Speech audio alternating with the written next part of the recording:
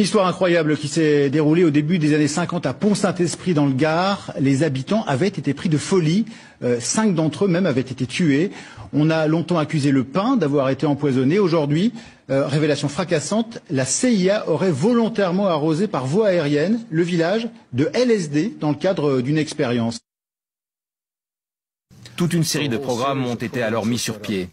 Dans le plus célèbre, c'est le projet Paperclip. Et les archives montrent bien que des centaines de scientifiques allemands ont été exfiltrés grâce à ces programmes et passés au travers des mailles du département d'État. Forts de cette matière grise, les Américains puisent dans les connaissances des Allemands et lancent des expériences à tout va, notamment dans des pays qu'elle pense tenir sous sa coupe. C'est ainsi que de 1946 à 1948 au Guatemala, elle inocule des virus comme la syphilis à des centaines de soldats, prostituées, détenus et même des gosses. Bilan 83 morts.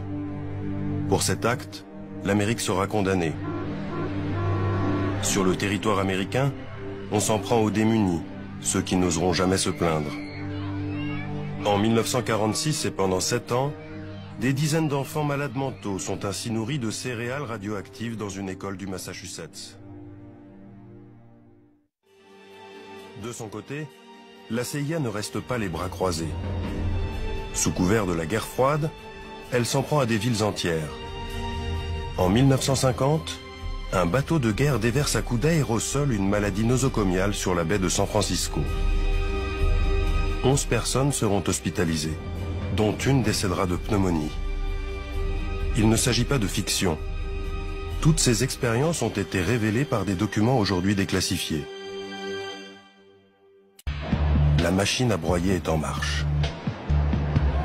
La CIA et l'armée sont tellement aveuglées par leur objectif qu'elles iront jusqu'à propulser des bactéries cachées dans des ampoules électriques au cœur de New York, dans le métro, en 1966.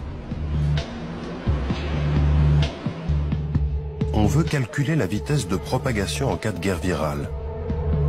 Ici encore, il ne s'agit pas de fiction. Les documents sur cette expérience ont été déclassifiés. Ces mêmes documents révèlent aussi que la CIA cherchait à fabriquer des espions programmables à distance. Dans les documents de la CIA, on retrouve toutes ces expérimentations qui visent à créer ces super espions.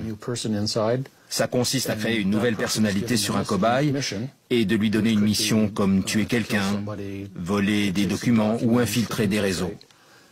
Et quand la mission est terminée, on le reprogramme et le sujet ne se souvient plus de rien.